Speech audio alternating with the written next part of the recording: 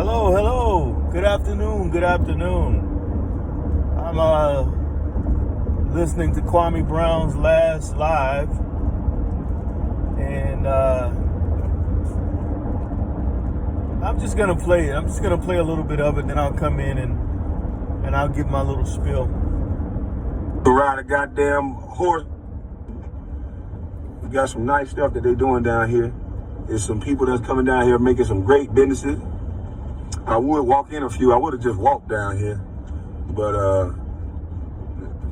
these are big brick buildings that we have down here, and man, you could do whatever the hell you need to do down here. It ain't a lot of violence in our downtown. We want to keep it that way. We want to have, businesses be able to come, open up, and it be safe.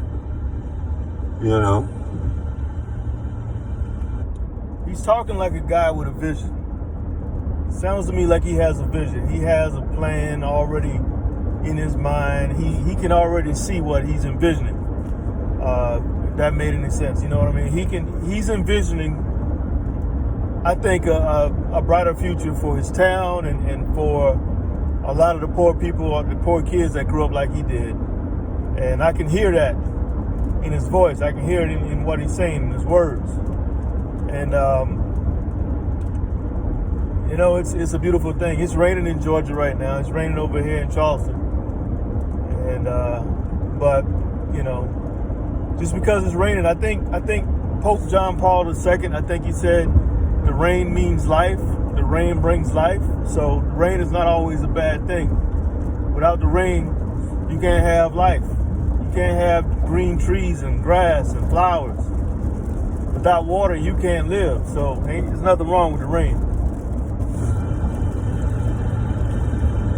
Yeah, this next block, we'll see a little more. But yeah, man. She talking about where the juke joint. Yeah, it's some juke joints down there. The hole in the wall. Yeah. We got some holes in the wall now. But man, I just hope this movement, I know that this movement is gonna catch on. It's gonna be infectious. No, I'm not the first guy that's doing stuff like this. It was a lot of mistakes made, and we only gonna just work the kinks out and get better. But the one mistake that we did not make is that these kids are gonna get shoes. We did not make the mistake of not having the shoes. So we did that. But as far as the whole event, we're gonna work out the kinks, and we're gonna have this thing where we can do some boat tours, and I'm gonna be down here. We're gonna make sure we get these kids. It's not gonna be just a one-time thing or once a year thing. We gotta be interactive with these kids throughout the year. We'll take 10, 15 kids. Let's go on a boat tour. Let's go do this. Let's learn how to fish. This used to be an antique store over here. Big old nice brick building that now somebody can use and do whatever they need to do with it. Yeah. We got a lot of nice. Yeah, we passed. We got the Ritz, the famous Ritz Theater right here. It's a lot of politics that go on with this building, but I think this old school building that had a lot of talent come through here, I think it needs to be utilized for some more good stuff. This is a part of our history. This is a part of our history with this building right here. May not look like much to y'all, but it's a lot for us. They want to showcase it, and the Ritz is one, but we can't focus on incarcerating the youth and controlling the youth. We got to focus on educating and feeding the youth. I just want to stop him right there. I said this before, and I'm going to say it again as a reminder. If you hadn't seen the documentary 13th on Netflix, go watch that. Go watch that. I won't say anything else about it. It relates to what Kwame just said about incarceration, the youth going to jail, going to prison. If you hadn't seen 13th by Ava DuVernay, it's on Netflix. Go watch that. Because if the youth was, we got too many programs focused on arresting and controlling and containing the youth, because I think they're scared of these young people. I ain't never been scared of the young boy. I get on their ass just like I do my son, because I was that young boy. I know when you acting out like that, the first thing I don't think of is, oh, he just acting out. The first thing I think of is, come here, boy. You need somebody to talk to you. Bring your ass over here. So it might not come off as the nicest shit you ever heard, but I know what they need to hear because I needed to hear it. I was a child in that situation, and all I needed to hear was somebody gave a fuck. And the men that grabbed me up and kind of roughed me up a little bit, those were the men I listened to. And it wasn't that I needed a beating. It was the fact that, man, everybody was coming to talk. And most people don't know how to reach kids like me from where I grew up. They talk at you and not to you. You know, first time a man came and said, come here, boy. Hey, what's wrong with you? You know better than this shit. And held me accountable. You know better than this shit. Took me around. I had a conversation with one of my nephews not too long ago, and I was kind of hesitant because you don't know these young kids. There's so much. There's a stigma attached to a young black man in particular these days. You know, we're supposed to fear them because we don't know. They might shoot you, right? And there was an incident involved with a gun. And pretty much he wasn't doing what he was supposed to be doing. So I had a pretty face-to-face, in-your-face drill sergeant type talk to him. And I told him what he needed to be, and I could see he was putting up resistance. He had every excuse in the book, and I told him, look, excuses are like assholes. We all got them. You know, that was something, my section sergeant used to tell us when I was in the Army, a young soldier. You know, don't come to him with an excuse because he's going to tell you straight up. Excuses are like assholes. We all got them. And so I started talking. When I changed my tone and I let him know that I was serious, I could tell that something clicked in him. Now, I may be talking kind of too fast. Last time I saw him, I spoke to him a little bit, and he said his life is changing a little bit. It's changing for the better because he has kids, and his kids, you know, he has a young daughter, and I think he has an 11-year-old son. So I told him straight up, man, you got kids. All the bullshit has to stop. You're no longer a kid. When you have kids, your childhood is over. You know, especially when you're in your 30s. He's in his early 30s. I said, it's time for you to do what you got to do. But I talked to him like I was kind of screaming on him a little bit. But I think it helped him. I really do. Man, this truck is slamming on brakes. On the back, you want to fight, goddamn? I know you don't want to fight. You want to fight that goddamn back? Well, come on, it's just me and you. And you know what I did? Oh shit! Oh shit!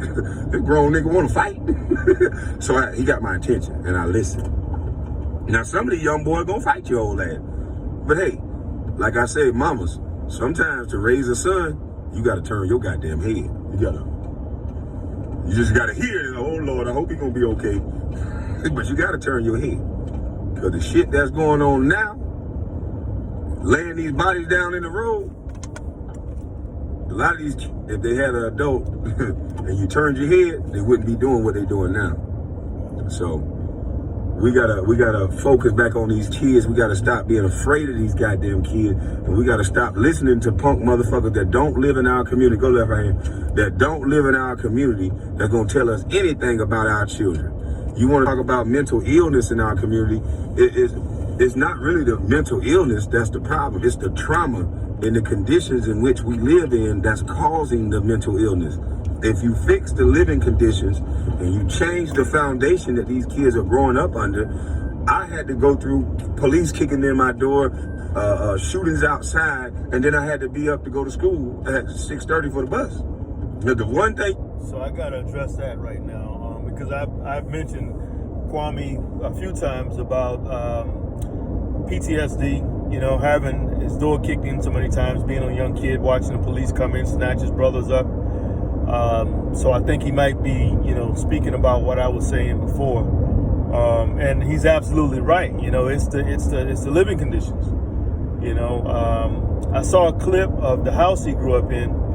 Oh, I was watching a video and he was showing the house he grew up in. And it looked like a very small You know, nothing fancy, very humble house.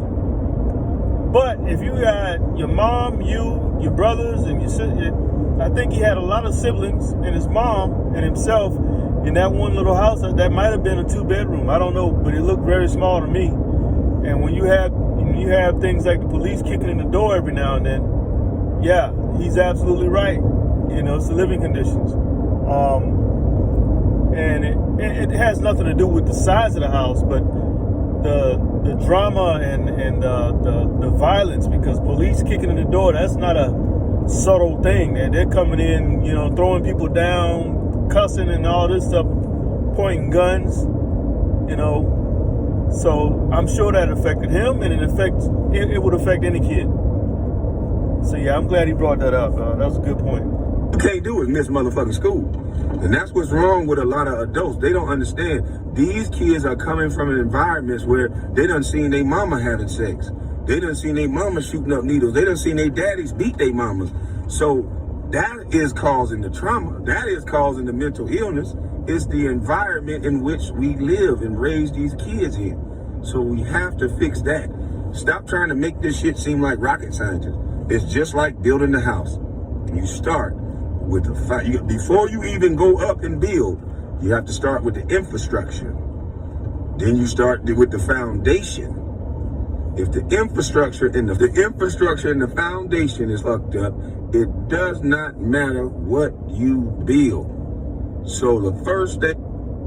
So my wife and I, we both come from similar backgrounds. We grew up poor. She grew up in California poor.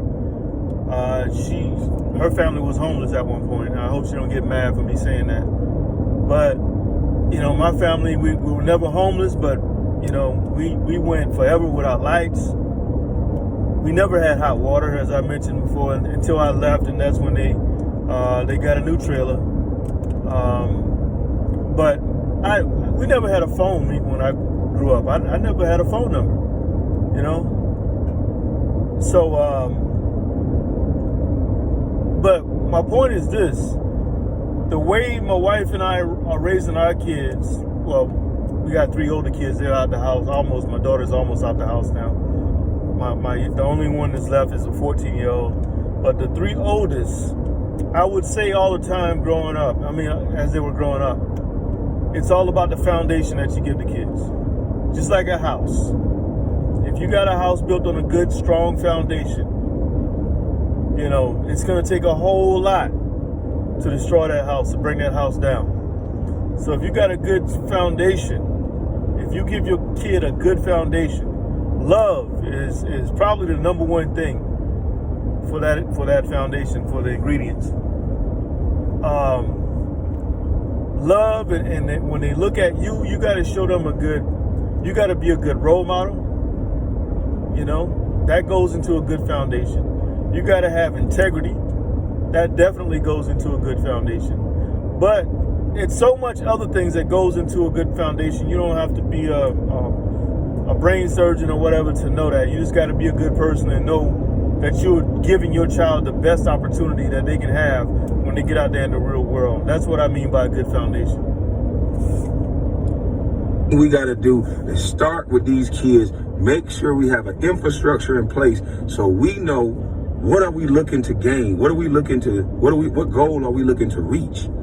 You know, we do all this mumbo jumbo, throwing money at the situation, and that ain't gonna never fix it. That ain't gonna never fix it. We gotta start building up these communities to where if a kid gets shot on TikTok, you're gonna get a life goddamn sentence right off the top.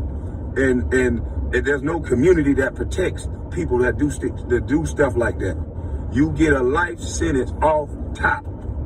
You know, and until we do things like that, to where we make sure that we let people understand that if you hurt our future, you don't have one. You hurt any of our. I don't understand what he was saying there. I don't know what he's saying. I don't. Maybe this is a actual incident that happened, but I don't understand. He said if you get shot on TikTok, that should be a life sentence. Maybe that happened. I'm not really up to date on certain things, but so I won't even I won't comment on that because I don't know what he's talking about. Future, you don't have one. And that's what we got to start doing, because that's what proves that we care, and that's what proves that children are the future. Right now, that's just a slogan. We've come up with pretty slogans that raise money and get adults money. Those slogans are not helping these children. So, fuck the slogans. If we're going to come, and everybody likes slogans, but fuck just the slogans. If you're going to come up with a slogans, you got to be doing the work. So what our slogan is, we're going to kick your drawers in your ass with the work. And that's what we going to do. It's about the fucking work. It's not about a photo op, Jack. It's about, if you're going to take that photo op, make sure you're having an impact. I walked up on these people with a phone recording, and it was just impromptu. I just come up there, and they can say whatever they want to say. But notice, when they see me, I get love. You don't see nobody running up on me, fuck you, nigga, you don't do that for the hood, this and that. No. They don't do that to me. I get love. And yesterday, I wish like hell I fought against my better judgment and told them to, man, bring that shit to the South End. Because I know my people and I know what we need. So from here on out, there won't be anybody adding in no sprinkling, no seasoning to Mama's cooking, because I know exactly how it's supposed to taste. You gotta do the, no, it ain't right yet. You know what I mean? When you tasting that pie, the best cooks, they taste while they cooking. They don't know how to tell you 2/4 cups of this, 2/3 cups of salt, 4 cups. No, they.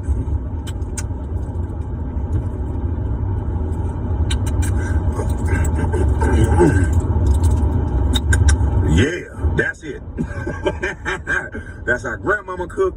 That's how great grandmama cook. That's how mamas cook. And that's how you got to do it. You got to keep trial and error. We have gotten away from trial and error. Every some bitch perfect right out the gate. Everybody is the baddest motherfucker right out the gate. What the fuck happened to trial and error and letting people see your product? And yeah, I agree with that as well. A lot of times people are scared to try new things out or try to put together what he just did or what he's doing right now because they don't have a specific ingredient. They don't have the specific step-by-step instructions on how to do it. When in reality, if you're doing something new for the very first time, you just try it. You come up with your idea and you try it. You know, a baby doesn't learn how to walk with instructions in the hands. They take a couple steps, stumble, fall down, get back up, try it again. They may crawl for a couple more days and try it again. And, you know, sooner or later, they're going to get up and take about 10, 15 steps. And, you know, once they take about 10, 15 steps, that confidence come through. Next thing you know, you got a little running around bad behind baby walking around, getting into all kind of stuff, tearing up stuff. You know, that's how it is. You got trial and error. I agree with him 100%. Well, I'm almost at 20 minutes now, so I'm about to cut this short. Been a pretty rough week this week, but you know, that's part of life, you know. And shout out to everybody who sent prayers to my mom. She's still in the hospital. I hadn't had a chance to talk to her yet because of COVID. I can't go see her. But I will try to. Gotta have an ID number. They make it so hard to talk to her. She's at the MUSC Psychiatric Hospital. But thank you all for the prayers. I appreciate it. If you guys are enjoying the content, go ahead and hit that like button. If you're not subscribed and you like what you're seeing, hit that subscribe button. And if you are a reader, go ahead and hit up my website, check out my books. Even if you don't buy a book, just check out the website because the traffic is good. That's all I got for now. Shout out to Kwame once again. Shout out to everybody who donated, who gave up their time, money, and resources. Shout out to y'all. And I really do truly hope that this catches on and we can continue to build. This is the only way things are going to change. This is the only way things are going to change. We gotta take it in our own hands. Gotta stop complaining about all kind of stuff and do it. You know, I once said, what happens if the black man, if the black race, black man, black woman, black child, what if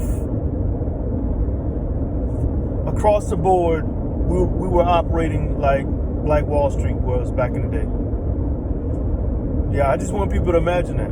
I want people to imagine communities with upright, respectable, righteous people. You know, and it's. I think that we lead the way in so many other things. I think everybody else would follow suit. I think everybody else would just follow suit. Well, I can't say that because, you know, whenever we do get to that point, for some reason our communities get destroyed, get blown up, burnt down, pillaged. But I think in 2021, I think, you know, I'm hopeful. I can't say I think. I'm hopeful that if we were to change the narrative completely, let's do a whole 360-degree turn, I think that everybody else would follow suit, and we could start seeing a better world to live in. Not that, you know, this is going to go a little bit longer than 20 minutes. Not to say that we're living in a bad situation now, because I've been to several different third world countries. I've seen people living in mud huts. I've been to Afghanistan, I've been to Bosnia, I've been to Iraq. Hell, I've been to Jamaica. Jamaica is, you know, if you've never been to Jamaica, Jamaica has a lot of poverty. But in all those countries that I named, everybody wants to come to America. There's a reason for that. Because they can see what we can't see. They're on the outside looking in when we're on the inside looking out. You know, we're looking like we're in this bad situation and it's messed up. And it's not really as bad as you think it is. Believe me. When a person can work for $1 a day and be happy, that's in Afghanistan right now. $1 a day that's decent money in Afghanistan. These people live in mud huts. The life expectancy for an Afghan man is 45 years old, and they look the part. I met some Afghanis that you look at them, you would think automatically that they were like in their 40s, and you ask them the age, and then they'll tell you I'm 22. I met a kid who was 15 years old. 15. I did not know he was 15 years old until he told me. I'm like, are you serious? This kid like he was 35 years old. Because of the life they're living. These people are living very rough lives. But, you know, sometimes you don't know what you got until you leave. I've been to several different, I lived in South Korea.